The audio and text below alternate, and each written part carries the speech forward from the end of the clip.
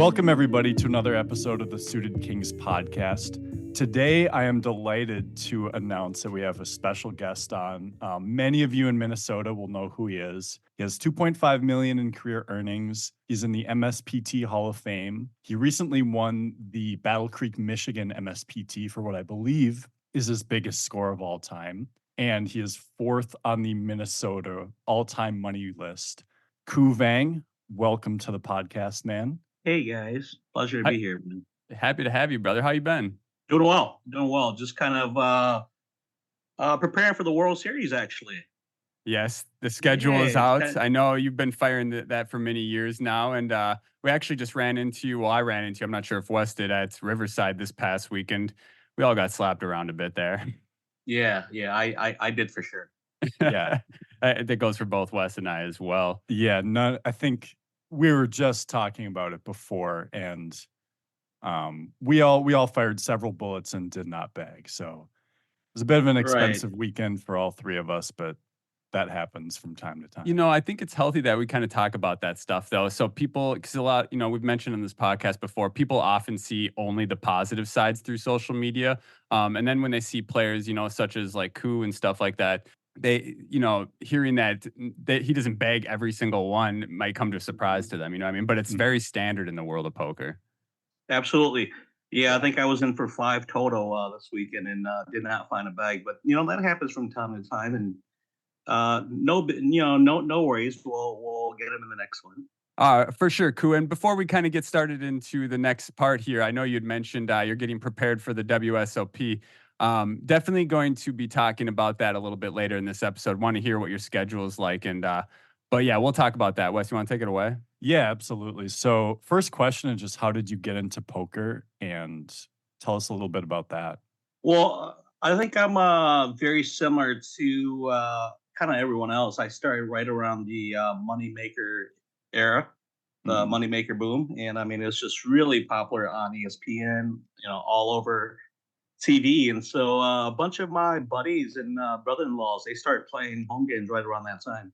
So I hopped on and kind of, got the poker craze going, and then started playing online. The majority of those guys were playing online.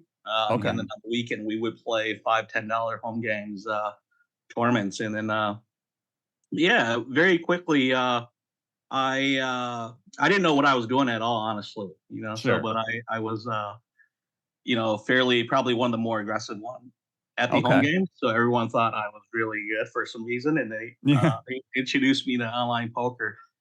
I think back in the days was mainly party poker. And so I kind of had some success early and just got hooked on. Were you, I know we mostly see your tournament results these days. Did you play a lot of cash then? And do you play any cash now? No, I really do. Honestly, I've always liked the tournaments, kind of buy in low and win big. So that was always kind of my thing. And so I've never played much cash. Earlier in my career, I tried playing like PLO cash and stuff like that. But I just never got into it. Okay. And then trying out different, variation of poker as well too. Try to study all the different games, but just never, got hooked on. And so MTT has always kind of been my, specialty. I love to hear that. And I feel like that's very similar for me. And one thing I want to mention here is that I find really cool is like how fortunate Wes and I are to be able to interview people like you and Richie Elsop and Blake and all these other people and just hear the different things that got you started from the beginning. I know Richie was a big cash game player, turned into a tournament player. You've been grinding tournaments since the beginning. I'm curious, did you play PLO tournaments at all? I know you said you dabbled in cash a little bit, but... Yeah, no, I don't think it was anything serious. Probably play $5 ones, $10 ones online, back in the days. But it just was, I just never got hooked on it, So I thought Hold'em, the majority of the money was in Hold'em tournaments at the time. I remember like those $5 and $10 rebuys back on Poker Stars and Party Poker back in the day that they just used to get huge. So invest in 20, 30, $40 or whatever. I mean, you could win like a 20, 30K payday. And in PLO back in the days, it just never got that much up top. So I just always kind of stuck to the whole. Did you have any successes online right out of the gate, or I know you said you were kind of crushing the home games due to your kind of just like natural aggression. But did that kind of translate into online at all? Yeah, I mean, I think you kind of have to have a little bit of luck in the beginning to kind of get addicted to it, So Yeah, yeah, right yeah, off yeah. the bat, I was playing online mainly on Party Poker and Bodog. It was Bodog at the time, Okay. and started winning right away. I mean, I obviously ran way above EV and kind of built up a bankroll a little bit, and so yeah, I got very lucky in the beginning for sure. Okay. That's Yeah, interesting what you said about you have to get a little lucky in the beginning to get addicted to it or whatever. I wonder if exactly. that's true across the board. Um, The way I it is do. for me, I yeah. it's kind of like playing blackjack. If you go like 4 times to Mystic Lake and you lose all 4 times, you probably don't want to go back, right? But Yeah. if you like win once, it's kind of like, hey, there's that one time where I won X in X amount, so You start kind of tempted chasing to go that back. feeling. Yeah. Yeah, for sure. Well, and I think the fact that poker is a skill game, regardless of how you win. Obviously, if you're completely new to the game, you're winning with some luck, but you know that you might be good at this game. Whereas, like, if you're, playing slots or something, you kind of just know you got lucky. You're Not that you can't you're get the addicted. fish. Yeah. Not that you can't get, addicted to slots per se, but like poker, kind of no matter who you are, when you win, you're able to credit your own skill to an extent, right? Yeah, I think early in the days, probably just sheer aggression just goes a long ways. And so, Yeah. like back when Yeah. I first started, we didn't have any of the tools that we did now. And it was just kind of aggression versus aggression. I mean, it was just like the Wild West out there. And so um, I've always thought that, just being aggressive was what was kind of the winning ways, so kind of just stuck to that in my earlier days. Yeah. Well, and that's a good segue. So, at what point did you decide to make poker a profession? Well, I was in the mortgage industry from 2001 to 2006, and Mhm. I then did in not know that. 2000, yeah, and so I actually had my own mortgage company for 5 years, and then in January 2006, I basically played on Bodog full time and party poker back in the day. So what a lot of people don't know about me is I actually played a lot of online poker prior to coming onto the Minnesota scene or coming onto the live scene in general. So I played professionally in 2006, 7 and 8, and in 2009 I actually moved down to Las Vegas to pursue a professional career down there. Oh. However, the poker scene in 2009 was, I mean, it's not like what it is now. There just wasn't tournaments, daily or even weekly or anything like that. And so, like, all the dailies were either really small or all the bigger buy-ins were really big, like 10K plus, 5K, 10K plus. Okay. Yeah. And so that's, when I moved back and, here to Minnesota, it was 2011. Let's back up the timeline here a little Mhm. bit. I was looking at your Hendon mob, and I was looking for your first win ever live, and it looks like in October of 2007, you won a $500 tournament at the Horseshoe for 25K. That was your first live win. Does that sound right? Yeah, I believe it was. However, I mean, it was kind of a funny story. I didn't actually win the trophy. The guy who got second just decided not to play me for whatever reason. So I was awarded the trophy. So I don't know what his deal was, but when we got heads up, he basically just told me that at his home game, the chip leader has all the saves, and they can do whatever they like. And so I offered him, I believe it was like $300 or $400 for the chop and for the trophy, and he just accepted it. And so I Wow. basically won my first trophy without even playing heads up. And and I thought Max was a good negotiator. I did something kind of similar recently. That's Yeah. really You funny. just gave him the trophy for most of the money, Yeah, but I it was like, sounds like I'll take Coop got both. 75% of the money. You get, yeah, you kind of got the good. Yeah, okay. You That's Yeah, definitely got the so best of it there. Yeah, so I got first place money minus whatever I gave him, which is I don't recall exactly how much it was, but it was probably no more than $400. And That might he, be the easiest heads up match of all time. yeah, we did not play a single hand. bizarre. Did that help you kind of push forward into the live scene a little bit more? Because I mean, I'm looking here. I mean, in 2007, you won that for 25K. Then in 2008, you won a $1,500 circuit. Was that a circuit main for a ring? It looks like you won it for 51K.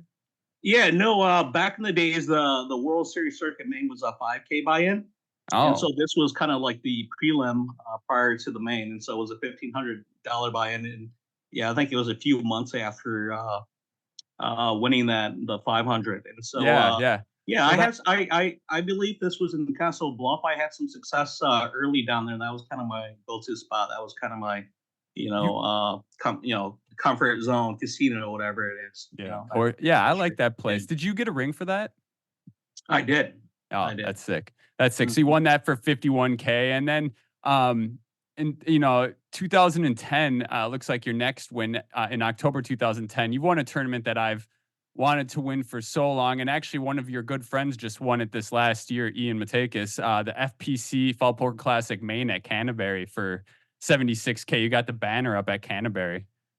Yeah, that was pretty cool, man. Because growing up in Minnesota, we're playing cards in Minnesota. I kind of feel like that is our WSOP main event, right? It That's really It kind of is. is. I yeah. mean, So it's the that's what. only.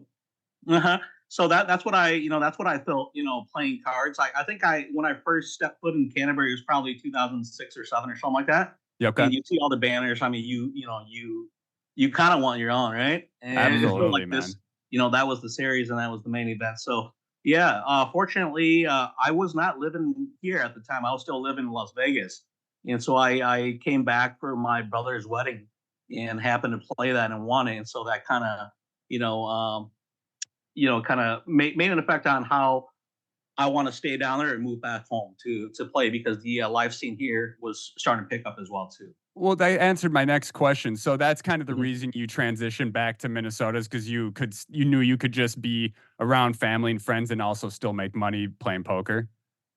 Yeah, I found out that when I was living in Las Vegas, I played online a lot more than I play live.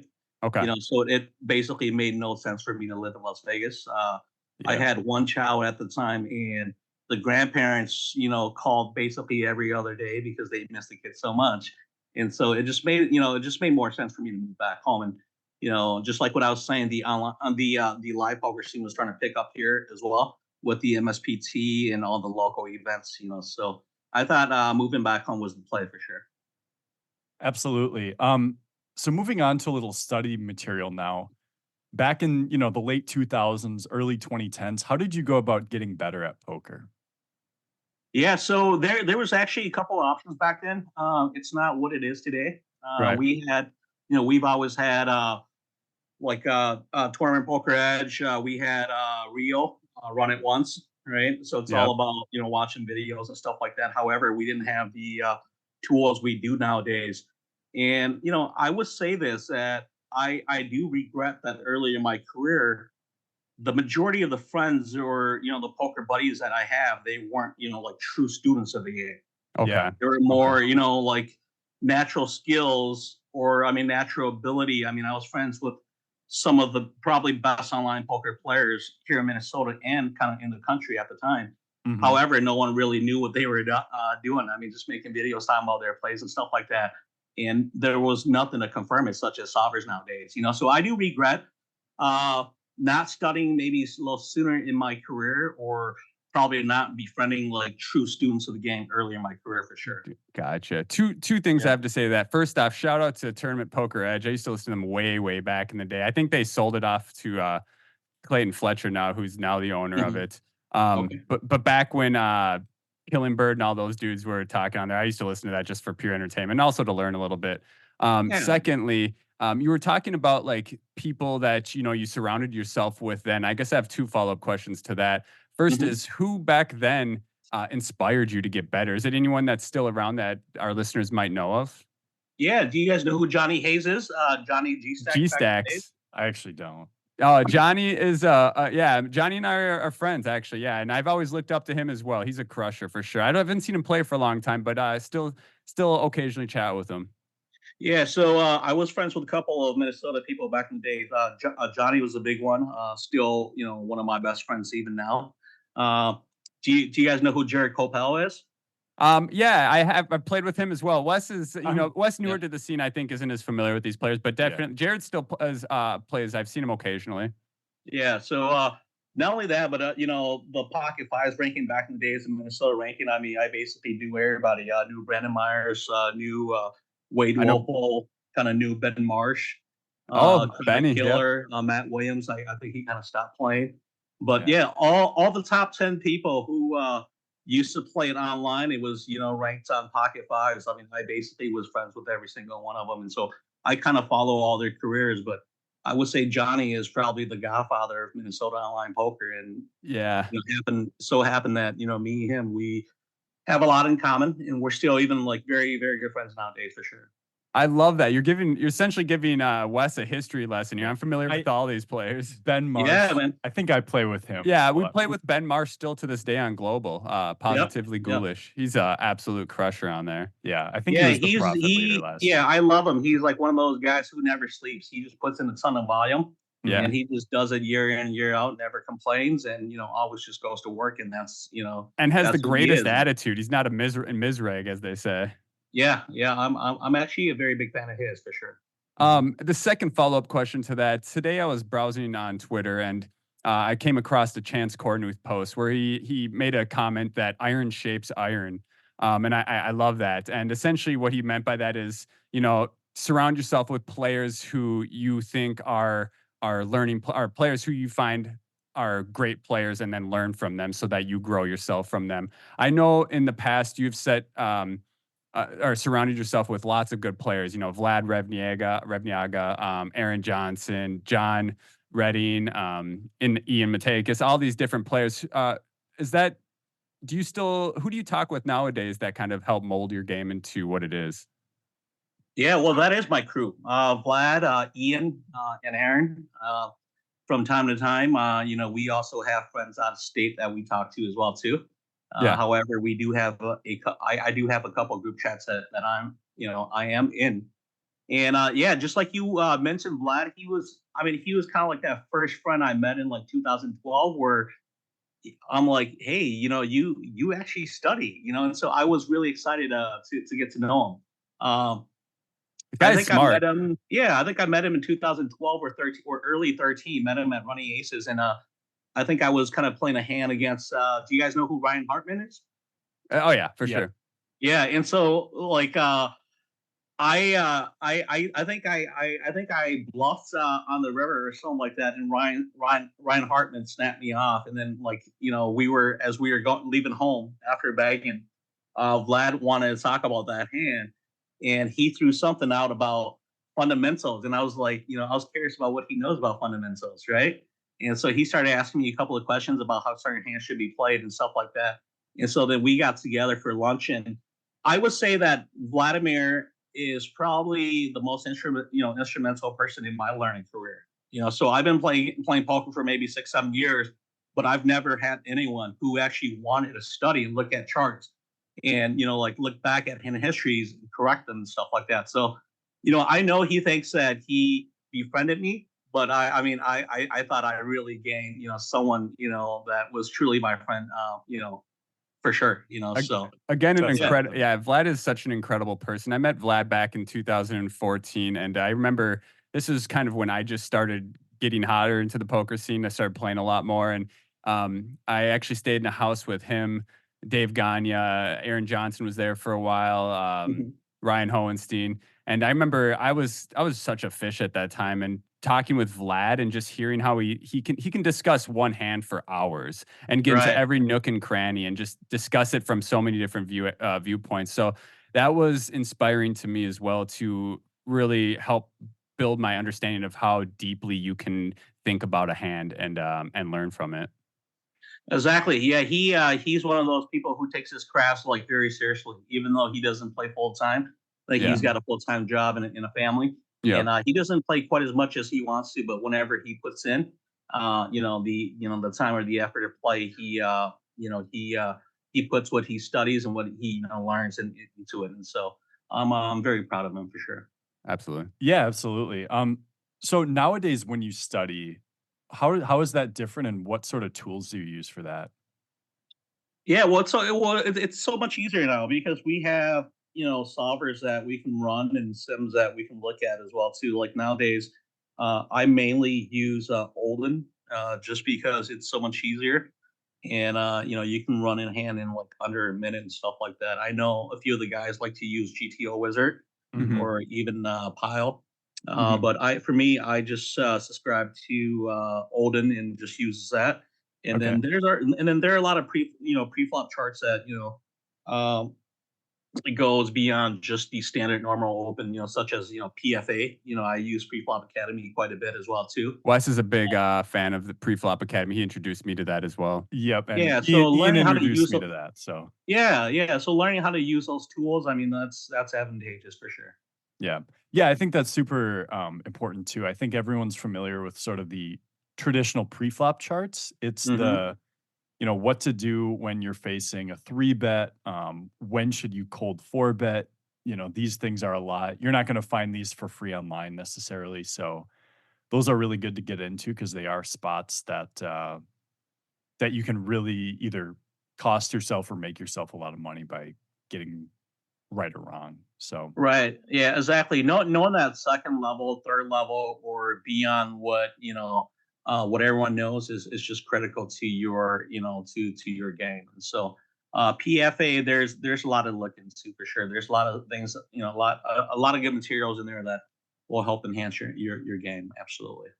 mhm. It's cool to see how you've evolved over time, and just been your hunger for the game has brought you through each step as it's changed in poker. Because obviously, poker's evolved extremely in the past 15 years, and it seems like you've ridden. You weren't in front of the wave and it passed you. You've been riding the wave all the way. So that's pretty cool. Yeah, this is kind of how I feel. I feel like, as good as we can be or as aggressive as you can be, playing locally where not a lot of people plays great fundamentals. You can get away with a lot of things, but if you go out to like the World Series or whatever, or WPT, you're playing at 3K plus. Like a lot of these players who study fundamentals and who studies, charts and stuff like that, they're just going to pick you off in certain spots. So from time to time, as good as we are, if we go out there and compete with like elite uh, players, we're probably just going to get slaughtered, and You so, will get humbled uh, out there. Absolutely. yeah, for sure. A question kind of going off of that. So I know a lot of our listeners are probably among the more mid stakes type, maybe 300 to 1100 type of buy-ins and maybe playing up to 1500s at the World Series. Hmm. Um, what do you think there's much difference in when you go out to the World Series and play stuff 1500 and below? Do you find that that's pretty comparable to what you would play, let's say, a multi-day at Canterbury or something? Yeah, well, I think that it is comparable. However, the field would probably have more better players as well too. Mhm. Just because those price pool gets so big, and so some of the elite players or some of the full time pros they still do play the 1500s and the 1Ks out there as well too. Just for the price pool. It's insane For value. Definitely. Yeah, exactly. But I would say that anytime you play a 3K or more, the majority of the good players at your table are maybe 5, 6 players out of your 8 or 9 at the table, and so Mhm. you have to kind of be prepared for every situation against the better It players for kind of sure. reminds me of when I watch Wes play like high stakes cash online. It's like it's just like 8 crushers and then a fish and everybody's feeding on them. You know what I Yeah, mean? yeah, absolutely. So you just don't instead of being at, like a Canterbury 400 where a lot of people are there for recreational purposes, Hmm. in a 3K plus at the World Series, a lot of people there are trying to make a living and they are well studied most of the time. So, uh, Exactly. Yep, correct. let Uh, go ahead, Wes. yeah, just the last part of that. So you play a lot online too. Are you mostly playing on ACR? I am for now. I find that it's probably still the best site. I mean, tournaments around the clock, all buy-ins for every bankroll. Mhm. So I still play on there quite a bit. However, I'm not playing quite as much as I used to from 2007 to probably 2014. Okay. Probably play about 100 tournaments, 100 to 150 tournaments a week, 5, 6 days a week. And now I probably play 15 tournaments, 3 nights a week. And so I'm not playing it for an income anymore. I'm just playing Yeah. it to kind of stay sharp, just to get my poker fix. I do have other business that I've started in the past few years where I'm investing more time, into my other business as well too. So Okay. I'm, Okay. more recreational player on Ace here nowadays than it was, in prior years for sure. In terms of quantity, but not quality. Yeah, yeah, yeah. Yeah, that's super cool. We'll actually I might dig into that a little bit later. I'm curious about what kind of ventures you're in. I know poker is giving you opportunities to kind of invest in other things. Actually, that kind of leads me down a question. I know, Yep. and we can talk about this if you want to, or we can move on from it. But I mean, again, 2013-ish is when I started coming onto the Minnesota poker scene and playing a lot more of the dailies, any sort of signature tournaments that Running Aces or Canterbury would have. And looking up to, you were one of the people I looked up to immediately. I mean, you had already made a name for yourself in the Minnesota poker community. Um, I guess Well, kind thank of you. where I'm Good to taking, know yeah, that. absolutely. And where I'm taking this is, I remember, like, for example, iNinja Poker. They hired a bunch of, or I don't know if "hired" is the correct word, but they brought a bunch of you on as sponsored pros. You, Aaron Johnson, Vlad, all that stuff. Do you recall those times where you? I mean, is that something you enjoy doing? What other sponsorships did you have besides them? Yeah. Yeah, great times. My first sponsorship was actually with Running Aces. Mm. Yeah, so I was one of the Running Aces Pro. I believe it was 2013. I remember that with Uh-huh. Fox, right? Yep, with Fox, David Gonya And David, and yeah. Eric Wright, I believe. Yep, Eric, yeah. Yeah, yep. So that was my first patch. And then the second one was with the MSPT. I believe that was in 2014 or 15. So I was actually sponsored by both of those companies at the same time for a year or two, I believe. As a And then poker player, that's yeah. incredible to be able to find sponsorships like that. Are you able to dive into a little bit of what kind of compensations you received for being a sponsored pro by them, or is that something are not wanting to talk about? Well, I mean, it's nothing big. It's nothing big. The occasional, for your hotel stays. Okay, I believe that Running Aces, I was getting 15 plus $5 per hour to play up there. okay, And Okay. so they had some sort of promotion up there. I was up there for like a month or two to play, 200. I was getting $20 an hour to play up there. that's And, Okay. insane. and then, Yeah. That's crazy. all their signature series, like you said, I believe we were getting the satellite vouchers to use as buy-ins as well too. Yep. And the MSPT did the same thing for me as well too. I believe at every stop, there's a 265 satellite or whatever it is, right? So I can either play the satellite or use that towards my $1,100 buy-in with free Mhm. hotel stays. So I mean it was nothing big, but it was definitely beneficial That's for sure. Cool huge. boost. I mean, Yeah, that's yeah, definitely nice to help compensate because we all know how expensive expenses can be when traveling. So, yeah, yeah, for sure. yeah. Going a bit, speaking of the MSPT, so last year you won the biggest MSPT, or generally every year it's the biggest one in Firekeepers. Hmm. Was I correct in saying that was your biggest cash so far? Live, yes, yes, Yep. for live poker. Did you have That a yeah, bigger one online? yeah, I've had some decent ones online for sure. However, yeah, for MSPT Firekeeper, I believe we did chop it up a little bit. I think it was supposed to be 350 or something like that. And Mhm. when we got heads up, I believe the difference was like 120 or $130,000 or something like that. And so we kind of chopped it up a little bit. So I did end up with 350. That's huge. Yeah, Are you yeah. able to, if you still recall, I know that was last year. Are you able to like recall your mindset during the time, or any moments where you ran into something and had to overcome maybe adversity to get back on track, or was it just smooth sailing the entire way? I would say mostly smooth sailing. I ran very well. I Tough I, to I do. ran very well on day two. Every bluff went through, every squeeze went through. When I had it, I got paid off, and then I believe the final two table, I got it in tens versus ace king, and the guy flopped a king, and I went running like 9-8 for a straight or something like that. So That's smooth sick. sailing, yeah, and that was for a lot of chips with like 13 love, which I believe I started the final table with or second or third in chips. So ran really good, man. I didn't do anything special. I mean, Okay. anybody could have sat there and won it with the cards that I got, honestly. Right. That makes Do sense. you remember Yeah. what your mindset was like during that time? Is it something that like do you like reset yourself? Or are you just thinking about the win the entire time? Are you just straight up focused on the next hand and not getting ahead of yourself? Like what are you thinking about when you're deep in an MSPT playing for hundreds of thousands of dollars? I think that's something our listeners would definitely enjoy hearing. Yeah, no, I think my mindset is always the same, even if I have a lot of chips or even if I don't have any chips, you know. Okay. So it's always just playing, playing every hand well. I what I find about myself the last few years is I hate traveling. I hate being away from home, for Mhm. maybe 3, 4 days or 4 or 5 days or whatever. So luckily, this time my wife actually she wanted to turn it into kind of a vacation slash poker tournament for me. So she was there as well too. So it That's helps cool. when she comes with me as well too. And so I mean I basically my mindset was just there to play every hand as best as I can, and didn't matter what my chips was. What a So special memory having her there though. That's pretty sweet, man. yeah, That's good yeah, it. time. Yep, I'm glad she was there to enjoy it and to experience that as well too.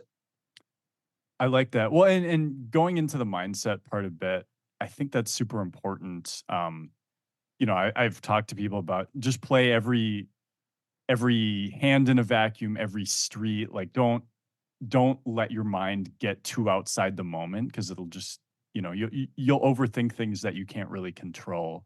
And from what you've said and from when I've played with you in the past, it just seems like you're always very level and in the moment. Absolutely. Was Same from my experience as well. was there ever a time earlier in your career where you felt like you tilted more or maybe felt the emotions of the moment more?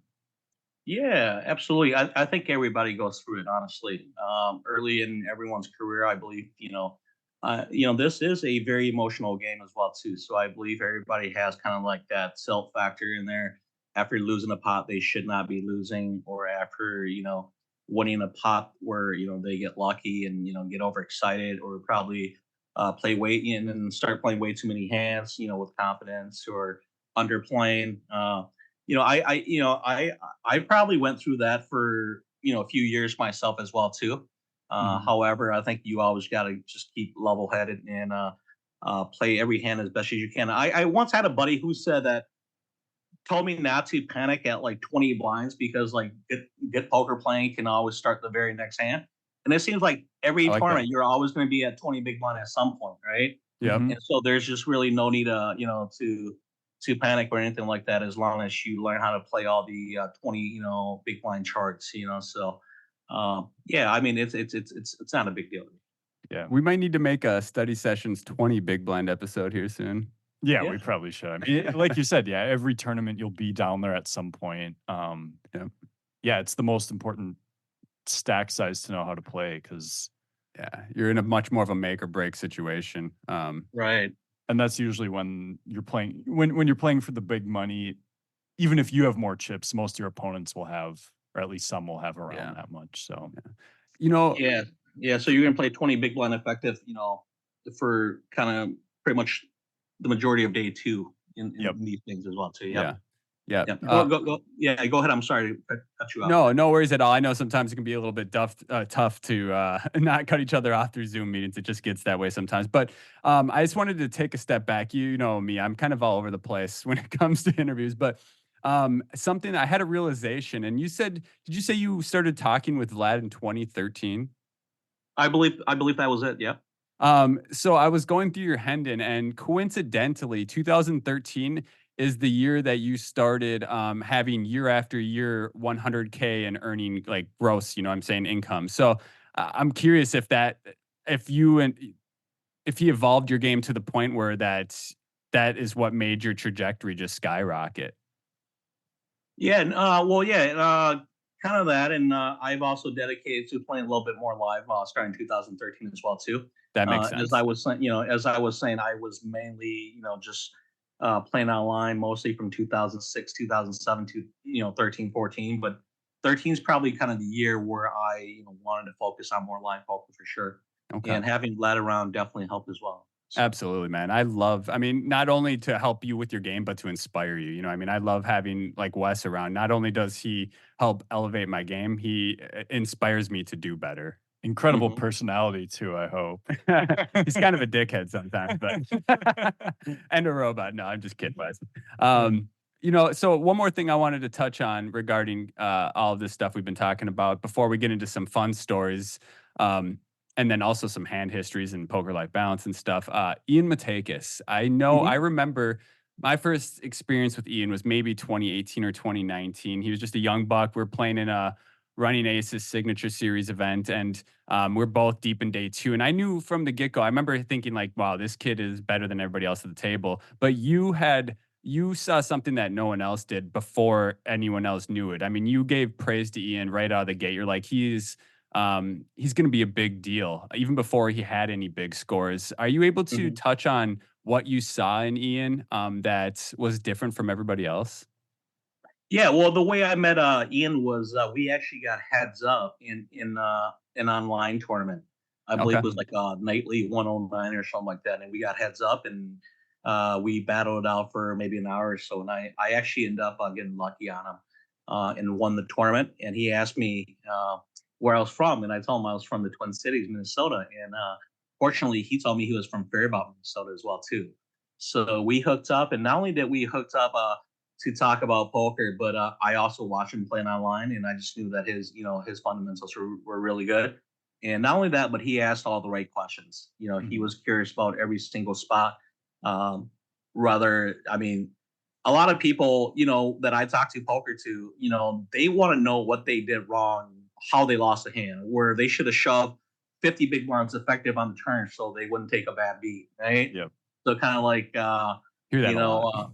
yeah, and so Ian wasn't like that at all. He just wanted to know every single spot. He just asked all the right questions, and not only that, but he was determined to travel and played as well too. So in 2019, he started traveling with me. I think we went to Borgata, we went to Vegas, we went to St. Louis for HPT, and so I kind of got to learn about him a little bit myself as well too. So I just knew right off the bat I knew he was going to be great just because he had the fundamentals. I would say that online poker really built his own his like fundamental, his basic you know open Yeah. range, calling range and everything. And so yeah, I just knew he was going to be better than everyone once he starts get going. And not sure how old he was at the time, probably 20 or 21 or something like that. And so Yep. I just knew that give him a few years with the tools we have now, just like what we were talking about, that he was going to be something special for sure. Absolutely. I mean, he's still a young buck, and now he's World Series Player of the Year. He's Yeah, won the POY, right? FPC main event. Like, what Uh-huh. incredible accomplishments right out of the last year alone. Yeah, and I actually stayed up to watch him play heads up, or actually three-way heads up for his first bracelet. I think it was like 4 or 5 in the morning, and he texted me that he was like at the final table. So I stayed up all night. I believe I had a day two the following day as well too. But A I true I homie. want to I want to win this too. So I stayed Yeah. up and watched it. Yeah. That was pretty cool just to watch. Not, obviously the bracelet, but then the whole run. He had so many final tables, so many top like 15 finishes this summer. And he Yeah. didn't even play anything besides Hold'em and PLO. Yeah, Um, that is insane. I think his bracelet came pretty early in the summer, it and did. so It yeah, was I feel like it helped give him a week, stride to maybe. just kind of grind the summer out and really make some great results from that, though. yeah, for sure. Yep, Yeah. yep. Well, And and mhm. oh, I was just Yeah, gonna Wes. say, yeah, the last thing about Ian, or from my observation, I remember I met him at some like 1-2 home game in I think 2018. That was about all I could beat at the time. I wasn't that was early in my days, but Okay. um I remember I think it was in 2019 he went to the series the first time, and he and I just he messaged a whole bunch of hands to me.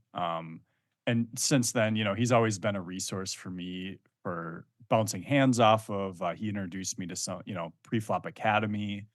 Mhm. I've gotten some coaching from him, and so I definitely think, I owe some of my success to him, and maybe indirectly to you then if you worked with him as well. So That's awesome. yeah.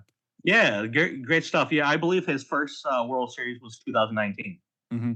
And so he stayed with me and Johnny Reddings. I believe we stayed out in Summerlin. I believe Max visited us once or twice out there that I summer. did. I remember I came and grinded online one night over your Yeah. guys' place. It was a lot of fun. Yep. Absolutely. Yeah, for sure, man. Ian, I believe that he's going to have a hell of a career. I mean, I think he's already have, you know, a great career himself, just being in it for maybe 4 or 5 years or whatever. But It's a I good believe start. after it's all said and done, how you mentioned the top 10 money earner in Minnesota. I think he's going to take over almost every statistical category on there for sure. I Hmm. love to hear that. Yeah. So before we move on to the fun stories here, let's chat a little bit about the World Series of Poker and your plans for this summer. I'm curious too, as how long you're staying out there, what events you're looking forward to, how big your schedule is. What do you got going on? Yeah, so I just started looking at the schedule. I think I'm going to make 3 different trips. My first event out there is probably going to be on the 4th or the 5th, I believe, starting with the 5K. In past years, I've gone out there for the whole 6, 7 weeks, but I find that's just too long for me. I mentioned I just hate being away from home for such a long time. Uh, maybe 10 years ago, I took my whole family out there, my wife and kids out there.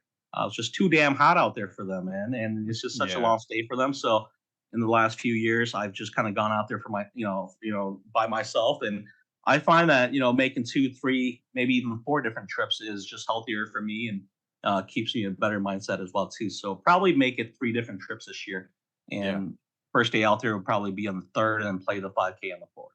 Okay. Yep. Okay. And then you're going to be out there for, Wes and I did a little WSOP breakdown schedule and talked about some of our favorite ones out there. I think we'll be mostly staying away from the 5Ks and stuff like that. Mhm. But some of the ones we're looking forward to, obviously, will mostly the main event, the one, Mhm. the staple, the one you can't miss. But Yeah. We're staying away Mhm. from 5Ks, just not the 10K. it's the one 10K you just can't miss, though. You know what I mean? And then Yeah. also, but like the monster stack, the Millie Maker. Do you plan on playing those type of events as well? Yeah, so my buddy Jared Kopel, he's getting married in June in Israel, and he has invited me to go.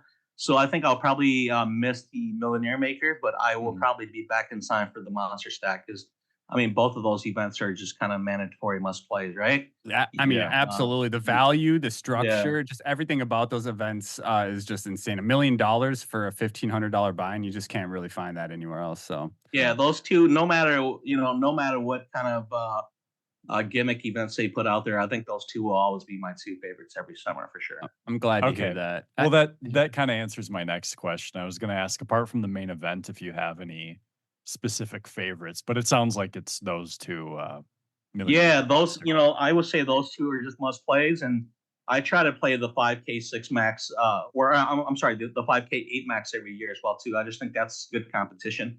I think Mhm. it has kind of, you know, the skill level in there where I want to compete against. I think the 25Ks are a little too much for me. Sure. And then the 10K is probably still a little too, the 10K main event has just a variety of everything, right? So I will say for me, the 5K is probably like the perfect buy-in amount, Yeah. perfect skill levels to compete in for sure. So I look forward to that 5K Amex every year. I look forward to hopefully sweating you in some deep runs in those events while I'm out there. I would love to attend one of your final tables and cheer you on. I think that would be amazing. Appreciate it, man. Let's see if we can make that happen, Max. Yeah. Absolutely. And actually, one last event I want to bring up. It's no longer a World Series of Poker event. One I actually loved, but I'm curious of your thoughts on it and if they should have removed it or not. But the marathon. The marathon? Yeah, do you remember that event? I think it was like a I 22 do. something, I 2200 or do. something. I actually really 2600.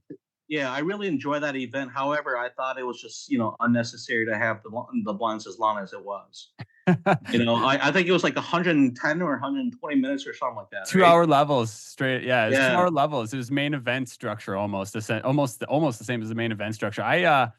I mean, I don't know why, but I love those. I mean, don't get me wrong, I love me a turbo tournament as well, but there was something about that event that I just Hmm. enjoyed so much. It might have been that I, was successful in it, my 2 runs in it, but Yeah. Yeah.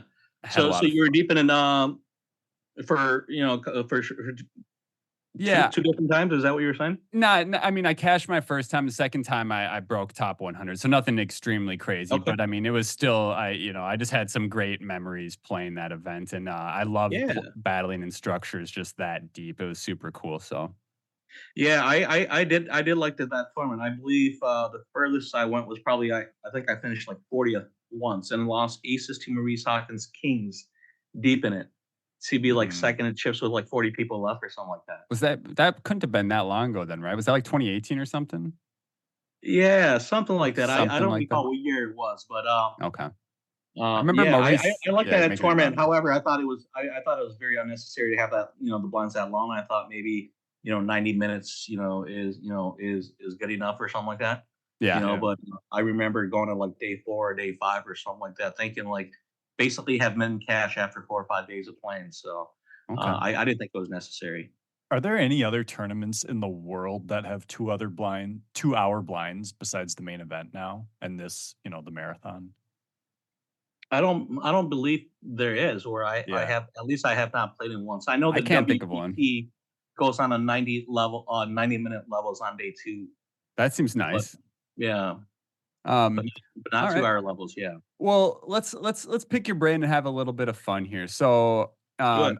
one of our Discord members, Chris Jones, brought up a couple of hands that we wanted to talk to you about. I know we had previously mentioned this before we hopped on this interview here. Mhm, On the, we've in the past in our episodes we've talked about the YouTube show Inside the Mind of a Pro. It's a Winamax team mhm, series where they get different pro members on there. They play different hands at the World Series, and then they go through their thought process. It's all post-recorded thought process. Um, but they talk about how they were thinking through the situation in the moment, almost as if they were in the moment, which is kind of cool. There's mhm, one hand in there that Chris brought up that you played with, Mr. Mustafa Kanat. He goes online by Lasagna, I think. Is that right? mhm. Yes. Um, there's so this hand here. I'm curious about your thoughts on how he played it, on how you played it. Um, I thought you played it really well here. I think he might have made a blunder from my viewpoint, but we'll go ahead and get started into it. Blinds are 400, 800, 800. So 400 small blind, 800 big blind with an 800 big blind Andy. Mhm, Um, so they don't give the stack sizes on the video, but I did look at your stack from the video, and it looked like you had about 90 big blinds, and Canit, however you pronounce it, had about 60 big blinds to start the hand. So you both are relatively deep. mhm. It looks like you're in the cutoff and he's in the small blind. And Okay. so at 800 big blind, you opened to 1700 with King, the queen of clubs. king queen of clubs. Yep. You Okay. remember this hand, or do you remember this hand? Well, this was from probably a few years ago, right? At Yeah. the World Series, I believe it was like last year that the Rio had the series or something like that. Yeah. Okay. Okay. Yeah. It was at the Rio Mhm, then. Okay. And then it was mhm. I believe it was a 3K full ring, if I remember correctly, or 8 or 9 max, something Yes, like that. yeah, probably. I think it was either 2,500 or 3K, and I believe it was an 8 max. Honestly. Okay. All right. Hmm. So we'll get into the action here. You open up cutoff 1700, so just over 2 bigs. Mustafa is in the small blind with king 10 off. What are you going to do with king 10 off here? King 10 off. Well, it depends on how effective the big blind is as well too. I think we have to consider the big blind stacking as well. Okay. However, I mean, we can choose to play call here, or we can choose to play 3-bet. I would say for me, this is probably versus a looser cutoff opener. I would probably choose to 3-bet this a little bit more often than peeling here for sure. Okay. And depends how good the big blind is. If the big blind is really good, I would probably also choose 3-bet here just to get a heads up as well too. Yeah. That Okay. makes sense. And I think, is it fair to say that king 10 offsuit is probably right at the bottom of the 3-bet range, even against It like a it, it looser really opponent? is. Yeah. Yeah. Yeah. Because we wouldn't do it with queen 10 off. That's what Yes. I'm thinking as well. Yep. Yep. So okay, so he decides to 3-bet to 6,200, big blind folds, comes back to you, king, queen of clubs. Is this just gonna be a pure call, or are you ever 4-betting? Yeah, this is a standard call. I mean, we have position on them. I believe we're playing 60 bigs deep, right? Yep. Yep. So I don't think there's any reason. So he goes to what 6,200. So he goes to 8 bigs, a little under 8 bigs. Yeah. So 3.5, just over three and Yeah, a so half there's no X. reason for us to go to like 19 bigs and fold to his 4-bet shove for 60 bigs. Yeah, we I don't think want we to can fold, take this. right? Yeah, we can take this hand in position for sure. All right, cool. Great. So then you do decide to call. Pot is about 14K. Flop comes 10 of clubs, 8 of hearts, 3 of diamonds. So 10, 8, 3 rainbow. You have backdoor, straight, and flush draws. 3 to a royal flush. 2 overs. 2 over cards. So Mm-hmm. not amazing, but you're in position. So Yep. might be able to do some stuff here. He comes out. He c-bets for 5.5K. So that's going to be a bit over third pot, maybe closer to 40%. Do you like the sizing by him? I think he can actually go a little smaller. You know, a lot of my ace X there with no no backdoor, just finds a fold. Yeah.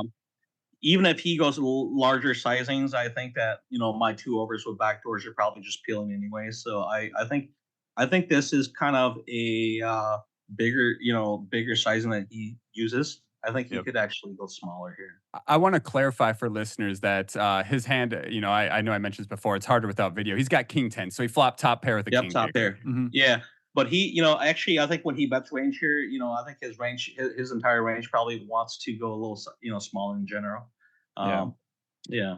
What is your thought with king queen of clubs here? What's going through your your thought process as we have the 10 of clubs, 8 of hearts, 3 of diamonds, and you have the king queen of clubs, 2 overs, obviously backdoor flush draws and stuff. What are your first initial thoughts to this c-bet? First initial thought is, I mean, obviously he still has everything that he has to bet here. He still has, his nut hands here, his over pairs. He still has sets here for sure. Well, let's see how many sets he has. I don't think he has sets of threes. Yep. Probably just be calling sets of eights, right? And then so his only sets is probably tens here. Yeah, so I think we have a pretty mandatory call and see what develops. We have 2 overs, the backdoor flush, backdoor straight, right? And not only that, but I think we probably have more threes and eights than him here. Okay. And I would say that if I do have a set here, I would probably just start off with a call as well too. Mm-hmm. All right. So I think we have a pretty mandatory call. That makes sense. Yeah, I like it. So pot at this point is about 25K. You do call. Turn comes 8 of clubs, so it gives you a flush draw, backdoor flush draw now. He's still ahead with the king 10. You have, I guess it would be 11 outs now, 12 outs. So at this point, he slows down and checks. You'll definitely have, like, he will rarely have trips here, and you'll have it much more often. Do you like his play to just slow down here? With top pair there, with king 10 off there, I think he can actually do both. His necessary hand, his actual hand, king 10, probably does both. I don't think he leans towards check or lean towards bet, more often here. I'm sure we can run in and probably does, in equal share of both here. Okay. I think he mentioned too that I'm assuming his thought is pot control is the reason why he checked. However, I think I remember mentioning that if you were to bet here, like one of his thoughts was he would check jam on you with this hand as well. What's your? I mean, it being so deep, does that seem a little bit out of line with this hand? Considering you could have, you could still have jacks here. Yeah, I don't think check jam is the play. I'm not positive about that, but yeah. I think betting here, I'm probably only going to continue hands that are better, or probably continue hands with great equity versus him. Yeah. So I think he can play check here and play check call here as well too. I don't think check jam is the play, and I don't think that checking is necessary 100% of the play, or betting is necessary 100% of the play here. So it can be a mix of both. I like that as well. Yeah, I think this hand has to be a mix of both for sure. Yeah. I mean, pot control / for betting, pot control for checking reasons, and then maybe a little bit of value and equity denial for betting reasons. Yes. Do you think there are other hands in his range that, like other value hands that should lean more towards check or bet? Like I'm thinking about if he has aces or kings here, on one hand, he unblocks your 10x, so that's maybe more reason to bet. But also they need less protection, so that could be more reason to check. What are your thoughts on hands like that? Well, his hands that should be betting here are hands that are kind of I would say that he should bet his hands that has no showdown and still has great equity here himself. So let's say if he was betting, let's say if he was three betting like king nine of clubs here. Yep. I believe he should, go for another bet just to make me, consider folding all my ace highs, all my floats on the flop, right? So if he has king nine suited here, he all by betting he also folds all my pairs that are probably under 10. I would have a very hard time continuing with pocket nines here, pocket sevens, pocket sixes, fives, and all the ace X where I just lost my backdoor equity here. Let's say if I were to have a hand like ace jack of diamonds there, this will put me in jeopardy for sure. Yeah. I think that's important to think about. Like, if he has king nine of clubs, sure. I know a lot of times it can feel like you're just betting in a spot where it feels like they're going to call, but we do see you floated the flop with king queen of clubs. Well, you can have a lot of obviously you did turn the flush draw, but you can have the hearts or the diamond backdoors as well that just have to auto fold, but are still beating a hand like, king nine suited, queen jack suited. So yeah. Okay. That's good to, So I'm curious now. So he checks. You end up checking, and we're on the turn here. He checks. You end up checking back. Is your main objective here just to realize equity at this point? I think at this point we can definitely take take the free card here. Yep. He still has some overpairs in his range that check jams here as well, such as what he talked about, or such as the top pair that may go for the check jam here as well too, even though he probably should not. I mean, we don't know that for sure, right? You don't want to get blown off king queen of clubs here. I think we have too much equity here to just get blown off of that. I would have a hard time here bet calling him off as well too. So I think taking the free equity here is pretty good. If he does have a hand like jacks or a pair of tens or something like that, we still have two overs against those. We still have two overs against all the under pairs as well too, and I think taking the free card here is pretty good. Yeah. All right. So you take the free card, and bazinga, the seven of clubs rolls on the river. So you make your king high flush. The board is now 10, 8, 3, 8, 7. So the board's paired with eights with three clubs out there. Mustafa decides to now go for value with his king 10. He bets. What is it? 18.5 into 25K. 18.5 into 25K. And I noticed, I looked to see what he had behind, and he left behind 19.5K, so just under 20K. What are your thoughts on his sizing here? Yeah, I actually don't like his sizing in general. I'm not sure what lesser hand I can call him with there that actually loses to him. I think anytime I put in a call, I just beat his 10x hand, right? Yeah. So I personally don't like his sizing, and then I think once I end up shoving, I'm just not sure what he's bluff catching against as well too. So we'll get to that. We'll get to that. So yeah, his size. I agree with with you. I was telling Wes this earlier. I don't like his sizing. I almost, and I'm curious your thoughts on this. My thoughts here is I would almost like to maybe check and then potentially bluff catch depending on what you do. What do you think that's the optimal play here, or what do you think? For him to check? Yeah. No, I think he could just bet a neutral size and fold. Okay. I think he can bet a smaller sizing where some of the hands that are going to lose this to him can still call him as well too. Okay.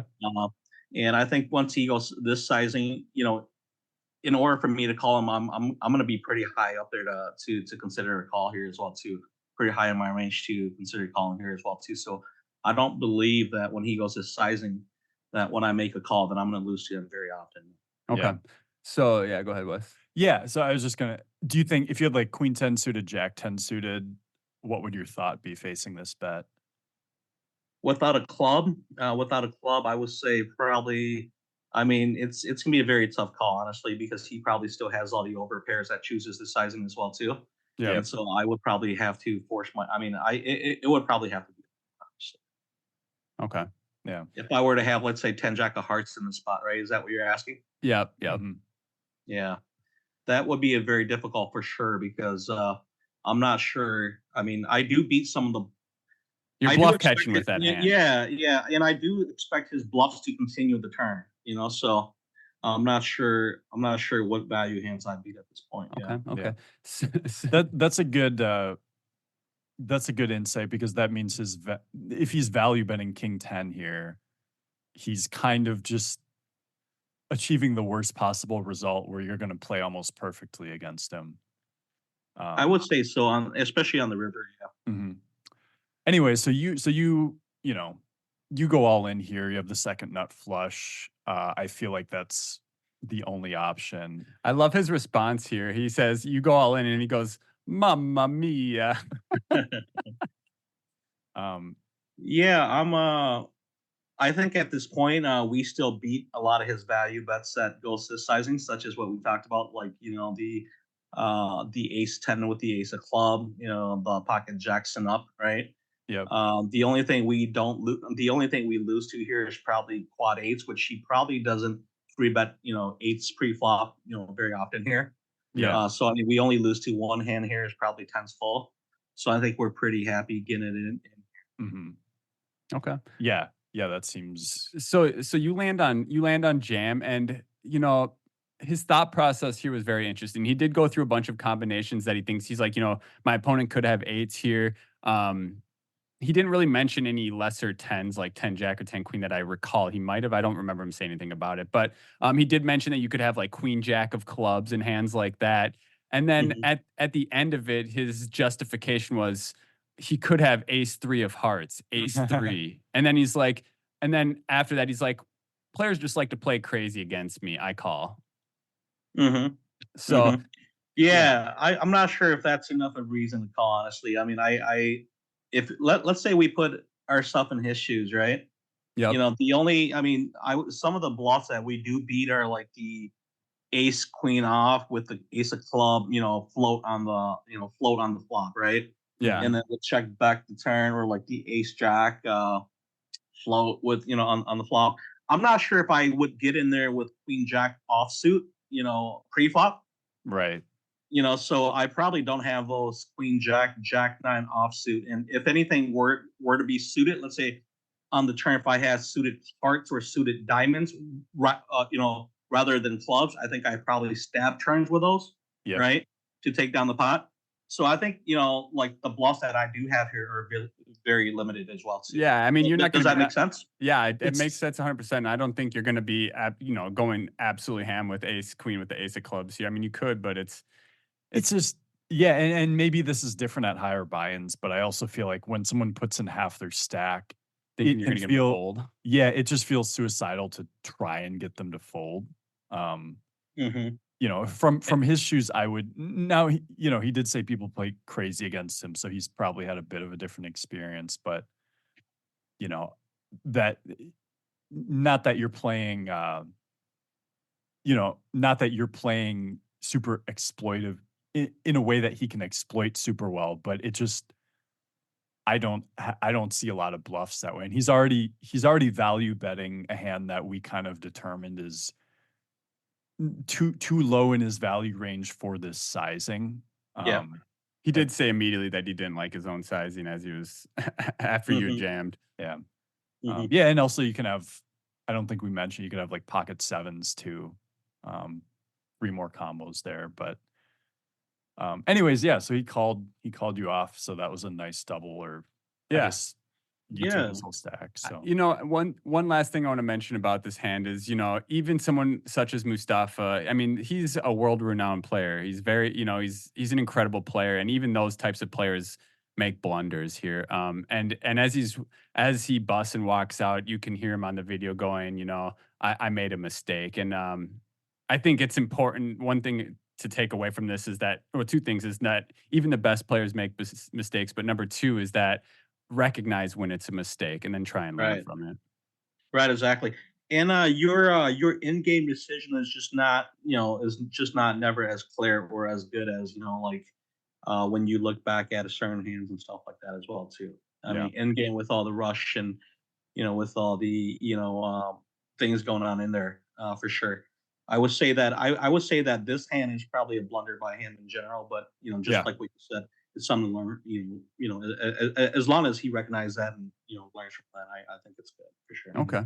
Yeah. Well, I appreciate you, Ku, going over that hand with us here. I thought that was a really interesting hand. I'm glad Chris had brought it up. We really enjoyed kind of getting your thought process going through that entire hand. I Mhm, was going to bring up the Phil Hellmuth hand in the main event where you snapped him off.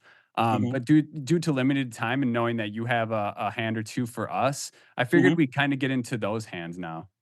Yeah, let's do that. I got a pretty cool hand for you guys that I wasn't sure what I liked best on the river, Yeah. and I'm so it's excited. kind of okay. I like So it's these. kind Yeah. of a concept where we check beside the river, whether we check call, check raise, or check both. And Mhm. so this hand was in the $1,700 World Series circuit main event just last week that I played. Okay, Okay. and so yeah, the blinds are also 400, 800, 800. And so I'm in the cutoff and I have 65K. So we're 65K effective and the button covers. Okay. Okay. So I open Neat. cutoff 10, 10 9 of spades. I open to 1K and he calls. To No, you I'm said sorry. I'm sorry. I open to 1700 and he calls. okay.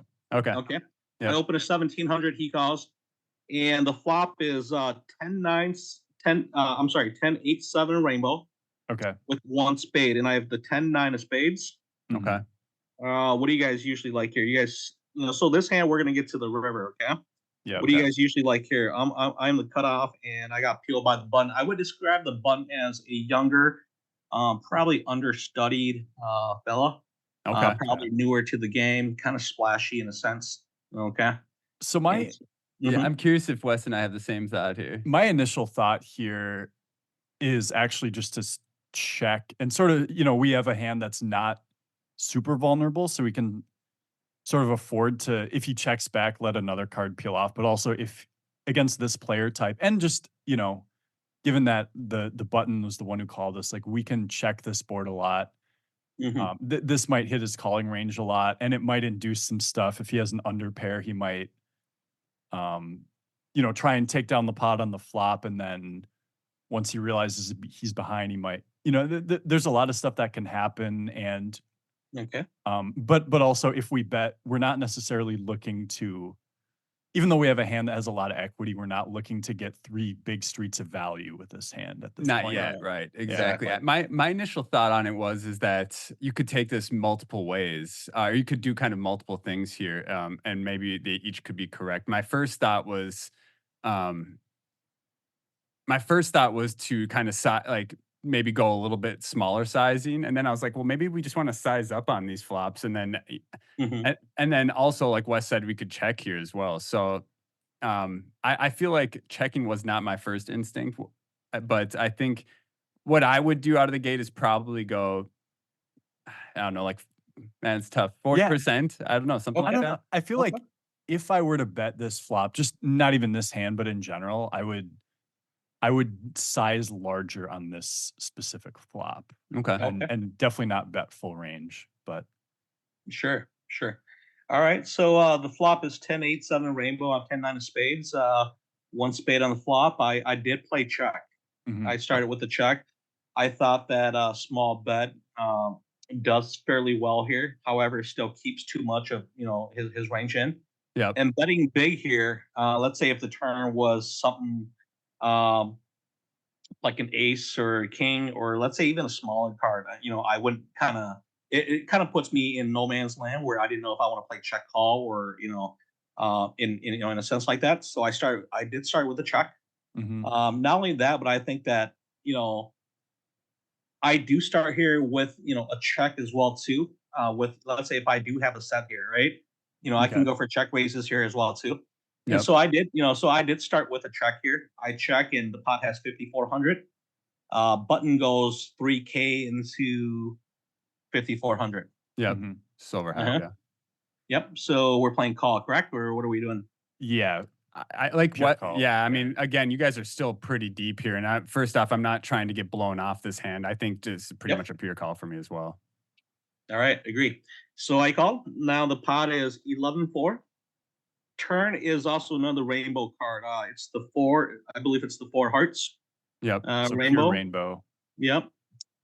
I check. He Yep. checks. So we both check, check. Okay. Pot's The 11 river 4. is an ace. An ace. Are we looking a bet here? And if so, what size are we checking? I'm definitely checking here. I think, I'm looking to bluff catch, I think, here. yeah. So my thought, and I kind of see where this is going because Uh, when we face a bet, it's like, do we bluff catch or turn it into a bluff a ourselves? But hand's a good hand to bluff catch. I mean, we block what? Top set, we also block straights. those all would have bet turn though, so I feel like those aren't really Yeah. like Well, he's not in position, remember? So I think one thing the, that the button would have bet turn. Oh, Yeah. gotcha. Okay. so one thing that we can kind of rule out of the buttons hand is like a straight, like Jack 9, right? Yeah. Yep. And we can rule out a straight, because I'm sorry, a set, because we expect sets and straights to continue two streets here, correct? 100%. Yeah. I mean, what I'm thinking is the absolute. So going back to our decision first, I think I would pure check this because a lot of times he's gonna just check it down with, he Mhm. could have had one of those under pairs. He could have bet an 8 on the flop, a 7 or something, and just kind of take it to showdown. So we can win a lot just when it goes check, check. Mhm. I think if we check and he bets, like the absolute top of his range is, ace 8, probably ace 8 Right. suited and then ace 7 suited. Yeah. Anything that's like, if he had a better 10, he's much more likely to bet turn than river. And if he had Mhm. 2 pair plus on the turn, he's going to bet that. So we're Yeah. mainly, Mhm. if he bets, we're mainly expecting to lose to the ace. Mhm. And so, yeah, I'm definitely checking and then deciding. Ace I off already is- can't decide. Do you what- check raise this river, Koo? We'll find out because we need Yeah. to know what his size is going to be, right? Yeah. Okay, so I checked, and the pot has 11-4, and villain goes 12K in a 11-4.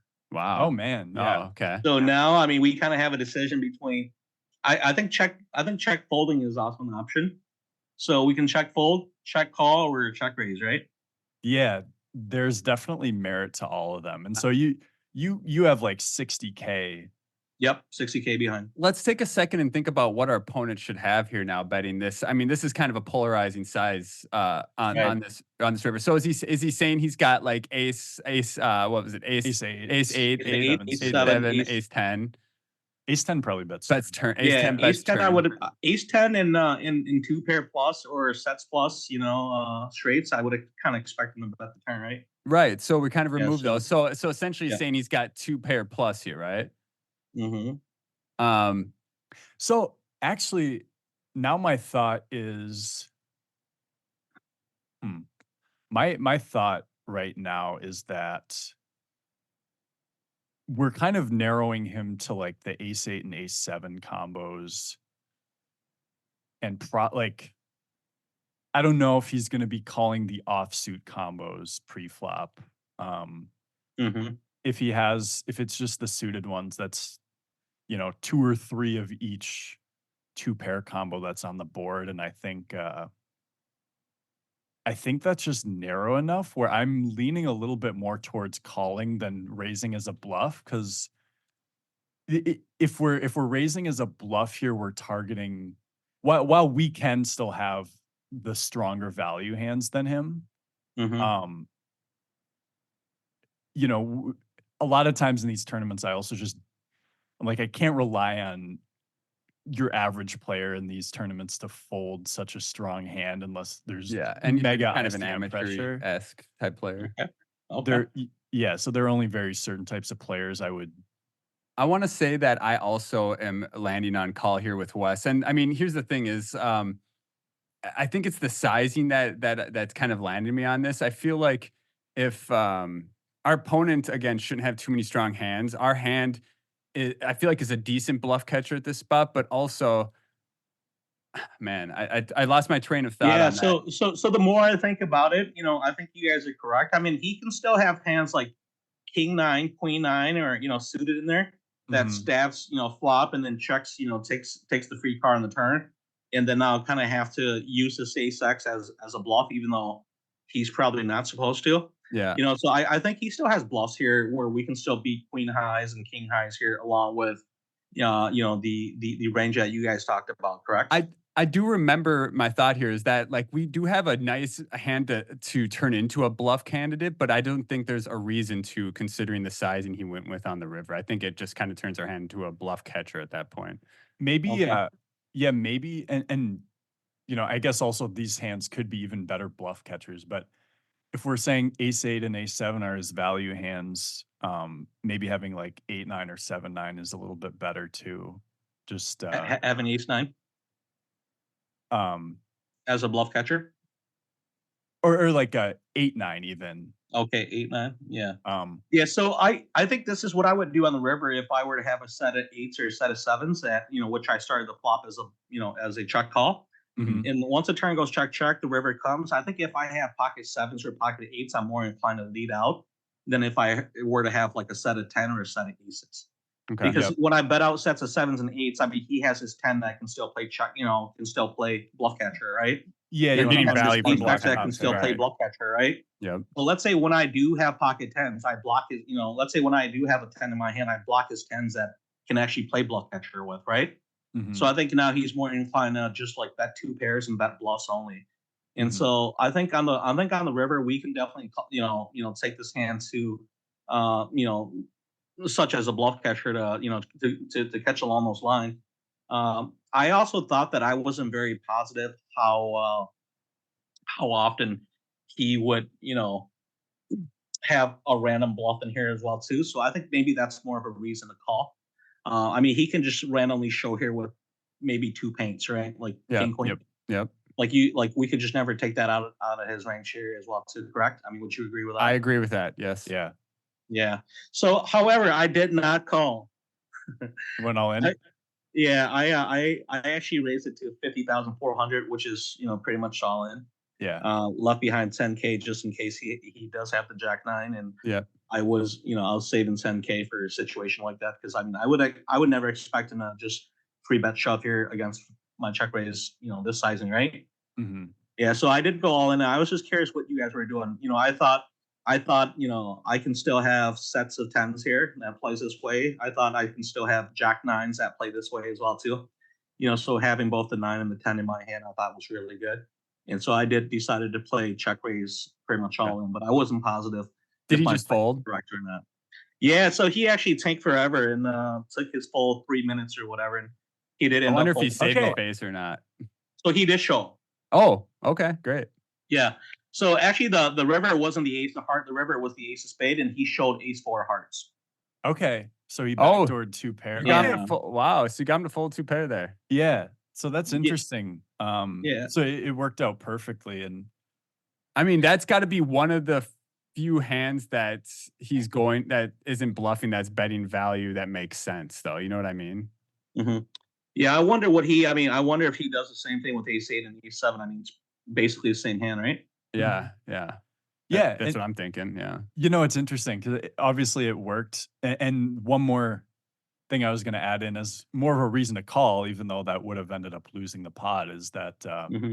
like ace seven, ace eight, and ace four suited. That's he'll have between 7 and 9 combos of that, and it's like we're getting 2-1. Can we think of half that many bluff combos, like 5 combos, 6 combos that he'll bluff? Mm-hmm. And I'm like, yeah, I'm sure there will be like not at 100% frequency, but there will be a lot of hands that, like you said, the king, queen, queen, jack, queen nine, jack, all right, not Mm-hmm. jack nine, but king nine. Yeah. But yeah, I mean, that's cool. I think you had us thinking on that hand. That was really cool, especially on the action that you should be taking it with c betting there. If you should be checking or c betting. Right. Yeah, Right. yeah, that Okay. was a cool one. Yeah. Cool. Well, I'm glad we talked about this, and I wasn't positive to be to begin with anyway. So. Well, I mean, as it turns out, being results oriented, but Wes and I both would have lost the pot. So True. I think yeah, but I do agree that probably calls probably the higher frequency play here for sure. Okay. Yeah. All right. You said you had one more hand for us. Is that right? Yeah. I have another hand.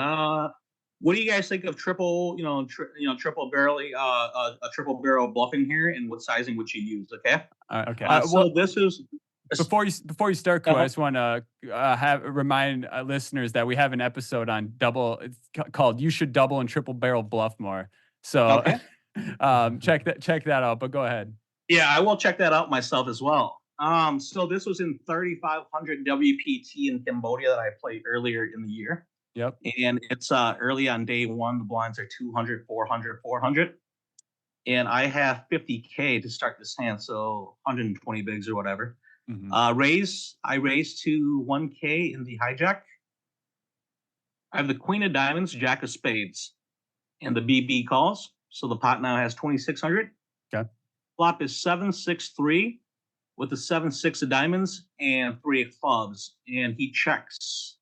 What sizing are you guys using here? You have queen of diamonds, jack of spades? Correct. And the flop is 7-6-3, diamond, diamond, club. Thinking of things that Wes and I've discussed in the past here, I feel like this is a spot where I am not very good at. I feel like knowing that this can kind of smash the big blinds range a bit more. I almost want to check, but also our hand is just queen high at this point. So if I were to C bet, I feel like I would size up this C bet. Okay. Wes? Yeah, that's sort of my thought process. I feel like, yeah, this is a board where I can do some checking with like ace high, maybe the strong king highs. You said we had the queen of diamonds and there were 2 diamonds. Correct. Yeah, so there's some, some decent turn cards for us here. I'd probably bet like 75% pot or something. Yeah, I might size up the one. Like, I like sizing up more on the boards where there isn't already a straight. Yeah, exactly. Possible, but yeah, I'm leaning more towards that. Like 7-6 deuce. Oh, was it 7-6 deuce? No, so 7-6 deuce doesn't have a straight yet, right? But 7-6-3 does, right? It does. Yeah. Okay. Yeah, so I did size up in this hand. I went 1,826, so I went 70%. Okay. Yeah. Okay. He quickly calls. Okay. And the turn is the ace of heart. And he checks. The pot so now has 6,200. All right. Max, what are we doing? Yeah. So we still have queen high at this point. Gosh, this is. I mean, I'm trying to think if like, man. So my first thought is do I check if I somehow have ace queen here, am I going to check it? Well, what I would say is because I would bet an ace, but I'm also like, am I just checking ace queen on the flop? Like, is this ace a part of my range? The real question is, would I be continuing to value bet my over pairs to 7? Yeah. Okay. That's a good thought. I like that. So I would probably play this as a check, I think. Okay. So you're checking the turn, and Wes, you're also checking the turn? I haven't fully decided. This might be one of those where in the tournament you're in, I might decide to check. Maybe like a 5, some tournament at Canterbury, I might bet. I think people are more likely to be scared of the ace. Well, right. And it's like, now that the aces comes out, I can apply more pressure because that favors my range over the big blind's calling range. But it's like, does it make sense? Yeah, like again, like Wes said, I'm checking. I might not C bet my ace X's on this board. So what I will say is, on the flop, if I'm betting, I might be over betting right now. Okay, like pot plus, or is that what you're saying? Okay, yeah. All right, interesting. Maybe like 130%. I think if I got the cojones, I'm going over pot or just checking. Probably landing on check more frequently, but okay. Well, I did look this hand up, and it does check quite a bit. However, the highest frequency usage here is the sizing that I came close to. Okay. I actually thought betting was just better than checking here. I went 42 into 62. Okay, so in like 2/3. So how much is that? 42 into 62. What is that? 67. Like 2/3. Yeah, 2/3 or whatever. And he actually called fairly quick as well too. Okay. So we go to the river, and the river is the king of diamonds. So before the king of diamonds comes out, are you just reassessing on the river card what your plan is going to be? Do you plan on, is your thought here that we're going to be barreling any overcard? I mean, almost every river, because every river is pretty much shit compared to what the we're definitely not barreling on every river. I would say I would say I do plan on shut down on most rivers unless they are a diamond and it's probably non-pair. Okay, Mhm. okay. You So said it was the king yeah, of diamonds? yep. Oh, So beautiful. we did get so the board had run out of the king of diamonds, and he checks again, and I Yeah. believe the pot now has 14-6. 14-6. Yeah. Yeah, 14-6. And how much do you have behind? I believe I have about 40. 40 to 45 45K behind. And the pot has we have 3x pot on the river, I believe. So this is the spot where I'm gonna be polarizing, right? I'm gonna be going with probably Wes's check turn sizing, where I'm gonna be going like 115% pot or something like that, just over pot. Mhm. And just applying pressure to all single pair hands, essentially. Mhm. So Yeah. over pot, so you're what is it, 125%, 150%? Let's see. So you said there's 14-6 in the pot. Mhm. I'd probably bet like 17-5. 17.5. Okay, so yeah, like 130% or Yeah, whatever, right? somewhere right in there. Yeah. Yeah. Yeah. Do you agree with that, Wes? Yeah, I mean, I don't have an exact size. I would go big. I was thinking like pot, around pot here. Yeah, I mean, he'll have a lot of those one pair with a gut shot type of hands. He might have floated the flop with ace Mhm. high. We'll see if he's folding that. If he has no dime, if he flopped like a ace high with the backdoor of whatever other suit was on the board, we Mhm. maybe can fold that out. Man, what does bet? I mean, maybe I don't know. I'm like, the more I think about it, it's like, do I need to bet that much to get what I want done? Right? Like, Yes. could I bet So like a third pot or 2/3 again and just get all those single pair hands to fold now? yeah, so that was kind of my in game decision. I wasn't positive, and I thought exactly what you just summarize out. If my sizing, let's say going 230, going 10K, and a 14-6 would just gets the job done already, right? Yeah, Mhm. yeah, but without having to There's risk no all that need to extra. go. Yeah, Yeah, so I actually are you guys ready for my sizing? yeah, I'm Yeah. ready. Yeah. So I went 9.7K and a 14.6. So I Okay. went like 2/3, and I got caroled off by 8-7 of clubs fairly quickly. And so Oh, I feel like my sizing was kind of lazy in game. I mean, I think we kind of have to prioritize the spot when we do get here. So I wasn't positive. I wasn't Mhm. positive what was good in game or not. And I thought interesting. holding the hand out like ace five off. I thought 9.7K would accomplish that, right? Yeah. And it didn't even Folding, get the 7. Yeah. yeah, and folding out, just 7x. I mean, like this would accomplish it as well too. But I did get hero by 8-7 of clubs here fairly quickly and lost this pot, and so that's why I was just kind of just want to put it out there and see what sizing in game you guys would have used, because I actually ran this hand in solver as well too, and Yep. it just prefers over pot to all It in as well. does. It does Mhm. prefer over pot and Yeah, river. so Okay. and the most preferred pot is all in, like 2.5x pot. Holy shit. Yeah. So That I'm doesn't not sure if I would have found that. I Yeah. feel like Kudo against a lot of opponents, your 2/3 sizing would have worked. I wonder if that's opponent dependent. Because I mean, with It his specific definitely with I his think I would specific fold a hand. 7. Yeah. Yeah, I mean, I'm probably Yeah. I'm folding a It 7 there. So the one thing I'll say is, like, when, the one thing, if I were to call with a 7, what would lead me to do that is it feels like your bet is the 2/3. You're it's sort of designed. It would be like I'm following that thought process of like, oh wait, wouldn't he want to polarize with a flush here? Like Mhm. maybe this is an exploitative thing. But I also feel like the 2/3 is fine if you're going a little bit Mhm. wider for value, like you have Okay. the non-flush value hands too. Um Yeah, and which I should. I think once I get to this river, I mean, I think I would still value bet my non-flush hands here as well. yeah. mhm. Yeah. My ace queen with the queen of diamonds, my ace jack with the ace or jack of diamonds. I think I would choose that size in here where it doesn't have to be polarized. Yep. Yeah, I mean, you can still have flopped sets. You can have ace king, you can Yeah, have ace 7 suited, yeah. ace 6 suited, ace 3 suited. So, yeah, that's interesting that he snapped off. I mean, yeah, once he calls with the 8-7 of clubs, Hmm. it probably feels like a bigger blunder when it's just sort of the feeling of like, oh, I guess that was never going to work against any of his hands, Yeah. you know?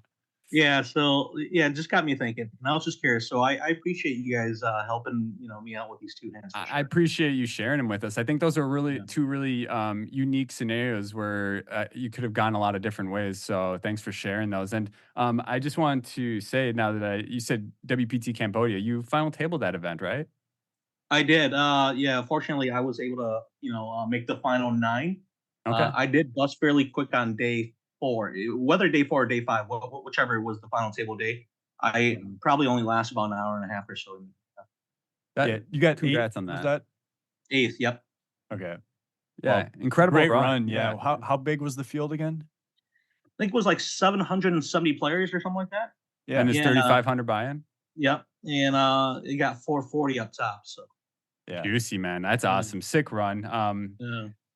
So, thank you for sharing your thought process and how you play that. I mean, this is content that we love discussing. I mean, this is not like our usual interviews. We love talking the strategy side of things, and oftentimes our interviews are just kind of more story-esque types of things. Between you and Mhm. Rich, we both got to break down some hands, which has been super enjoyable It was a lot of Okay. fun, for yeah. us as well. So, thank you for sharing that with us. Yeah, no So problem. we'll go ahead and kind of there's a couple things we'll get into here that shouldn't take too long, and we'll wrap up. Ku. Um, Okay. I know you had mentioned earlier in the podcast that, now that you're older, your kids are getting older and stuff like that, traveling out to Vegas with them for long periods of time, it's hard to do. And I'm sure your perspective on this has changed over time. How do you balance poker and family life? It's very difficult to, man, and it truly is.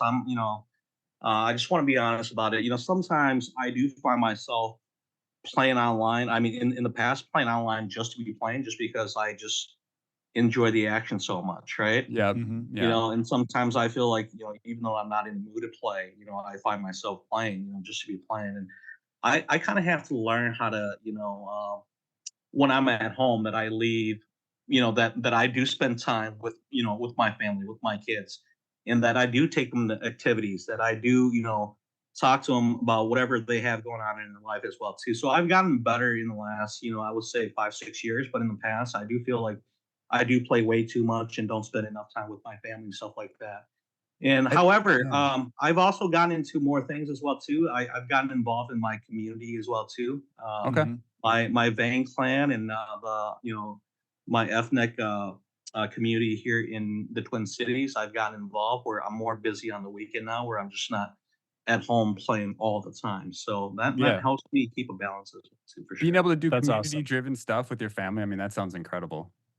Yeah, so I do, every single night we have a drawing contest, spelling bee contest and stuff like that with the kids, just to, Yeah. interact with them.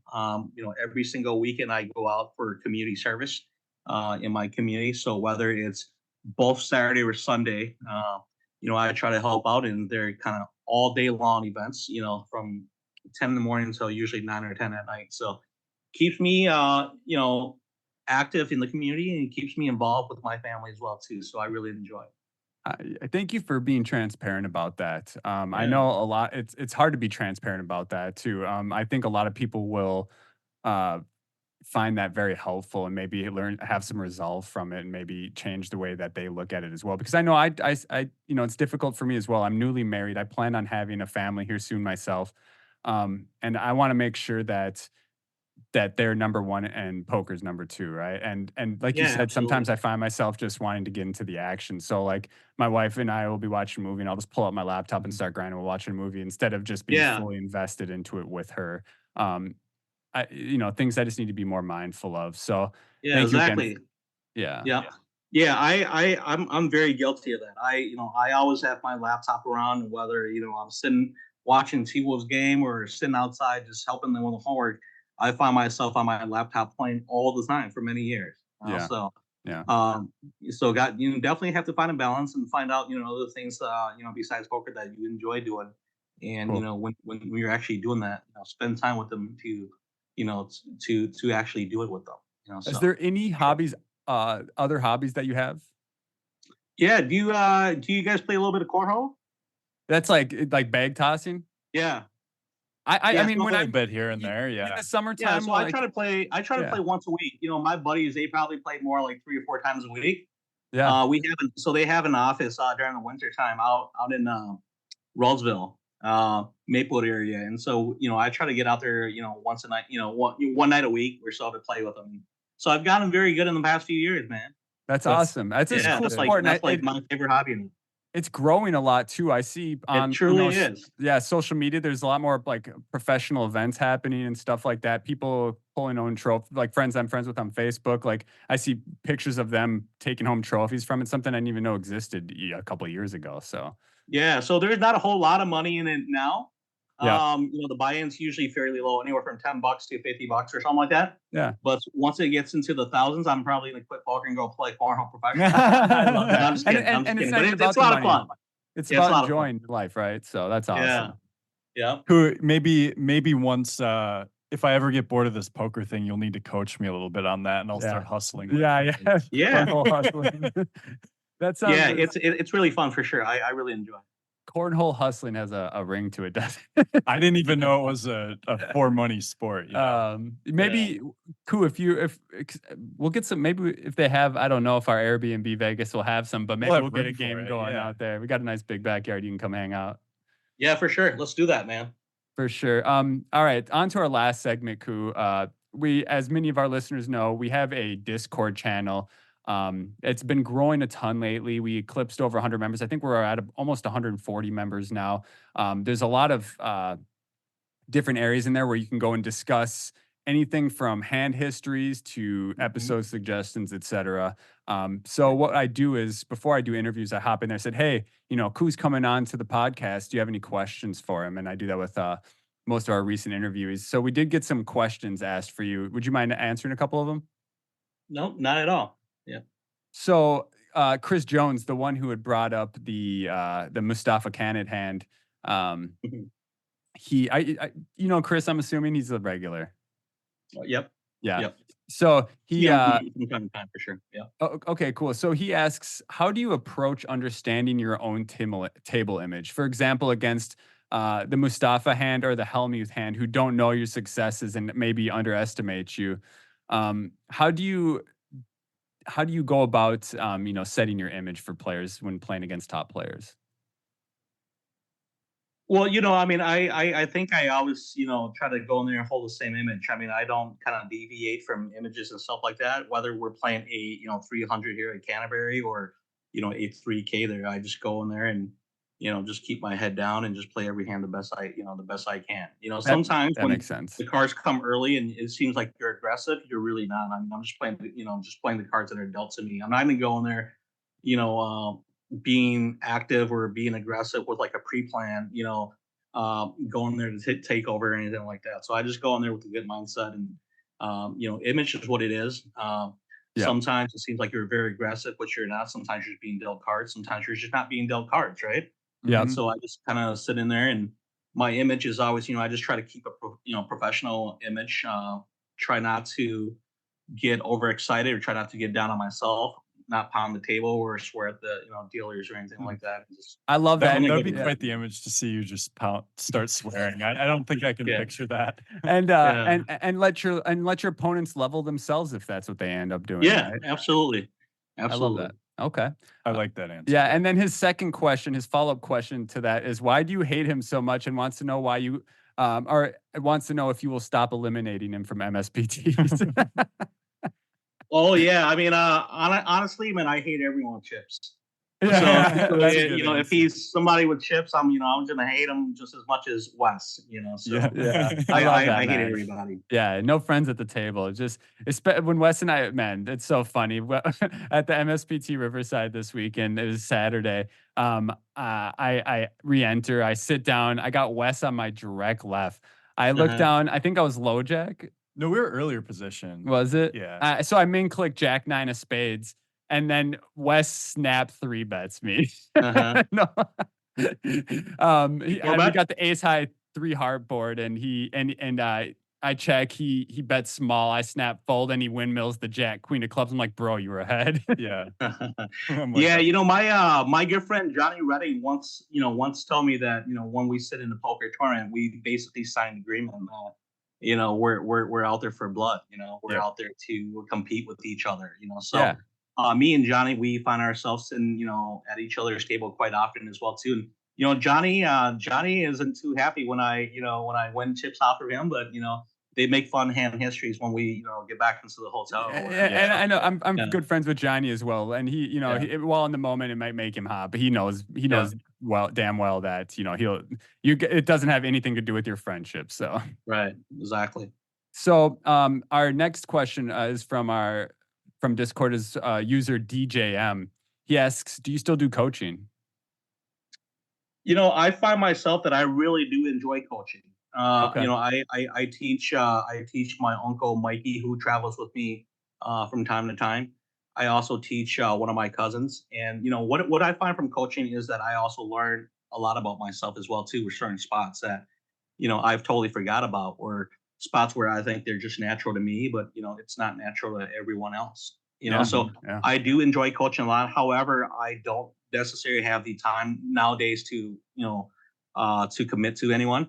So Okay. maybe in the future, in the next few years or so. But I still coach from time to time with my uncles. They probably spend a couple hours with me each week, and Okay. then obviously send me the hand histories, and I would get back to them once every 2 or 3 days or something like that. But I do really enjoy it. So I would say at some point in the next few years, probably just such as Ian, probably take on some students as well too, for sure. I completely agree with you, and I think, and one reason we make this podcast, and I've said this in the past, is like this is a way for us to learn as well and see. I've learned so much just from talking poker on this podcast. So it comes in. You can learn in so many different ways. Um, Exactly. Yeah. like you said, coaching other players, for example. So Yeah. Yeah, the last question from Discord, Alan Baker is asking, which trophy is your favorite, or which tournament or which poker tournament stands out the most over your career? Which well, I can tell you the one that I hate the most. Okay, I that's a hate good. the I hate the MSPT Hall of Fame one the most because it's too damn heavy. Like, I Yeah, flew from time to time in the last few years, and I just hate carrying that thing. I know. I've tried to steal that every time I go to an MSPT, and it's just too inconvenient. So I Yeah, feel no, your yeah, pain. yeah. No one's gonna try to steal that. Perfect. Just like what we talked about, where the Canterbury Classic is kind of like our World Series main here. I think no matter where I go in life, I think that will kind of feel like my first big win, my first like true like accomplishment where I really wanted to win that event. So I would say the Fall Poker Classic from what was it, 2010 or something like that Yeah. will always for sure. I'm so glad you said that. I mean, Yeah. again, and that's something else I've expressed on this podcast. So the Fall Poker Classic has changed over the years, um, Hmm. uh, and not in a great way, unfortunately. But Hmm. nonetheless, like the Fall Poker Classic has always just been. It's like whenever it comes around, it's like Christmas as a kid. You know what I mean? You Right. just get giddy, and I love seeing your photo up there. Ian's is going to be up there next year. We got a friend of mine, Adam Dolan. His face is Hmm. up on there. Just a Yep. history of crushers on there that it's so cool to see that. Yeah, for sure. As nice of a bracelet you can win from the WSOP, or that big huge Stanley Cup from the WPT. Mhm. It feels like you have to really earn those. However, just like what you said, just growing up playing poker here, the Canterbury Fall main event, it was just the number one, and so I will always carry that with me for sure. I won't. Glad to hear that, man. That's always my number one. Yeah. Uh, my final question is: poker more of a science or an art? I was just gonna ask that. No, for me, it's truly a science. It's Mhm. it's it's just like everything else, just like building a car, building a house. And once you have all that science down and you put it all together, then it becomes the art.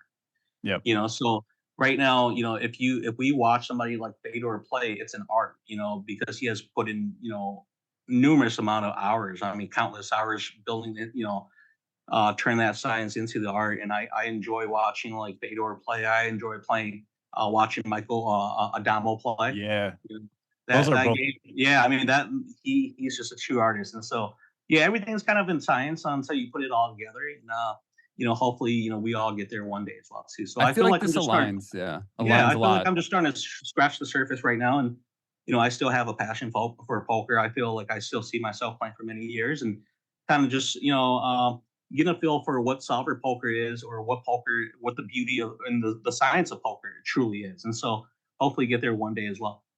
Yeah, that's Ku, awesome. Ku, thank you so much for taking the time and being here with us today and sharing your story, talking hand histories with us.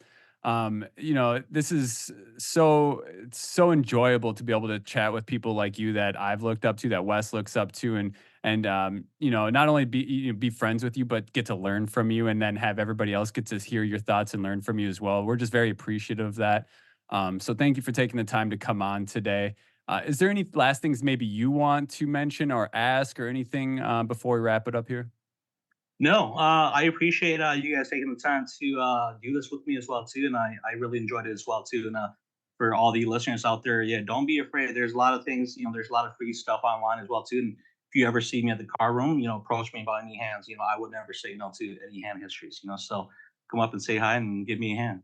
Yeah. You're the man, Ku. Appreciate All you right. again. Yeah. Thank you for coming on, Ku. I'm sure we'll see you in the near future here. Yeah, and looking forward to maybe doing whatever is either cornhole or dinner or lunch in Vegas, something like that, brother. Sounds good, guys. Appreciate All it. right, man. Hope you have a great day, and we'll talk to you soon. All right. Bye bye.